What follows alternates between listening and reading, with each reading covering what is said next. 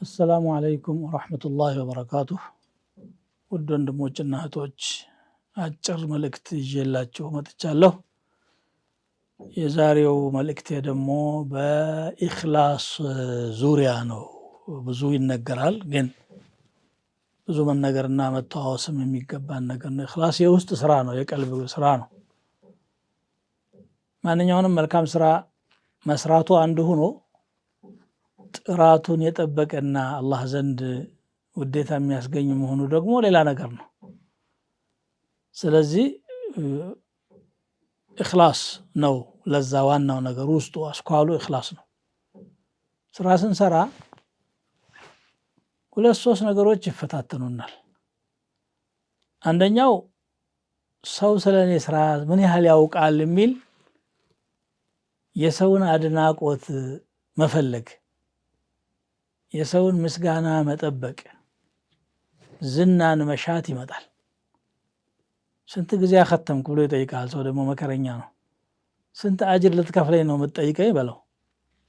ምክንያቱም ወሬ ሊያረግህ ነው። ወሬ ስትደረግ ደግሞ ደስ ይልሃል ነፍስያ። ይሄ ሪያ ይባላል። ይሄ ውጫዊ ነው፣ ለሰው መታየትን መፈለግ። ሌላው ደግሞ ዑጅብ ይባላል። ዑጅብ ማለት ራስን ማድነቅ ማለት ነው። ሰው አልሰማህም አላየህም፣ ግን አንተው ራስህ በውስጥህ ጎበዝ እኮ ነኝ፣ ይህን ያህል ጊዜ ኽትማ አድርጌያለሁ፣ ይህን ያህል ጊዜ ተራዊሕ አንድ ቀን እንኳን አልቀረሁም፣ ለምሳሌ ሌሊት ተነስቼ ሰግጃለሁ። ሐሰናትህን እንድትቆጥር ያደርግሃል። አንተ ሐሰናትህ እውነት ጥራት ኖሮት አላህ ዘንድ የደረሰ ከሆነ አላህ ኢነላህ ላ ዩዲዑ አጅረ መን አሕሰነ ዐመላ ላ ዩዲዑ አጅረ አልሙሕሲኒን፣ የበጎ ሰሪዎችን ምንዳ በከንቱ አያስቀርም፣ ባዶ ነገር የለም። ስለዚህ ሰው ሰማ አልሰማ ምንም ትርጉም የለውም። ዑጅብ ይመጣብሃል፣ ሪያ ይመጣብሃል። ሱምዓ፣ ሪያ እና ሱምዓ። ሪያ ማለት ሰው እንዲያይህ መፈለግ ነው። ሱምዓ ማለት ደግሞ ሰው ስላንተ እንዲሰማ ማሰብ ነው። በተቻለ መጠን አላህ ያወቃት ሰው ያልደረሰባት መልካም ስራ እንድትኖርህ ጥረት አድርግ። ከብዙ አፋት ሰላም የሆነችው እሷ ናት። ይሄ ሰው መካከል የምናደርገው የትኛውም ነገር ኸይር ሊሆን ይችላል። መቼም ኢን ቱብዱ ሰደቃቲ ፈኒዕማ ሂየ ብሏል አላህ። ሰደቃን በግልጽ ብትሰጡ መልካም ነው፣ ለሌላም ሰው አርአያ ትሆናለህ ከጉራ እስከጸዳህ ድረስ። ወኢን ትኽፉሃ ወትኡቱሃ አልፉቀራ ፈሁወ ኸይሩን ለኩም፣ ደብቃችሁ ለድሃ ብትሰጡ ያ የተሻለ ነው ይላል። እንግዲህ የምትሰራውን ስራ ለአላህ ብለህ ሲሆን መወደስን አትፈልግም፣ ወይም ደግሞ መታየትን አትፈልግም።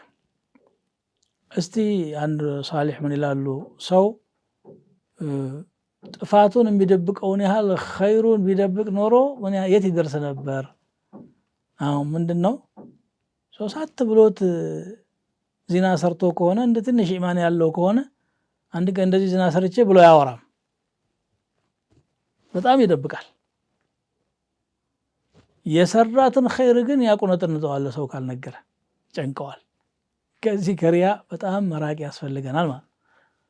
ወይም ደግሞ ሀብታችንን እንደምንደብቀው ሐሰናችንን ለመደበቅ እንጣር።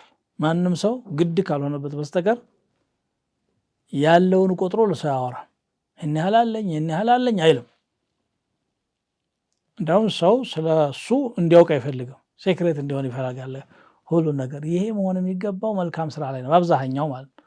በዛሂር የሚሰራው መቼም ሰላተል ጀማዓ በድብቅ አትሰራም፣ ሰው ጋር ነው የምትሰራው። ጾም በጋራ ታፈጥራለህ፣ ትጾማለህ። በተቻለ መጠን ግን ሰደቃም ዚክርም ምን ያህል ተስቢሕ እንዳደረግ ምን ያህል እስትግፋር እንዳደረግ መላኢካ ይጻፈው፣ አንተ ለሰው አታውራ። እቺ የኢኽላስ ነገር በጣም ትግል የምትፈልግ ነገር ናት።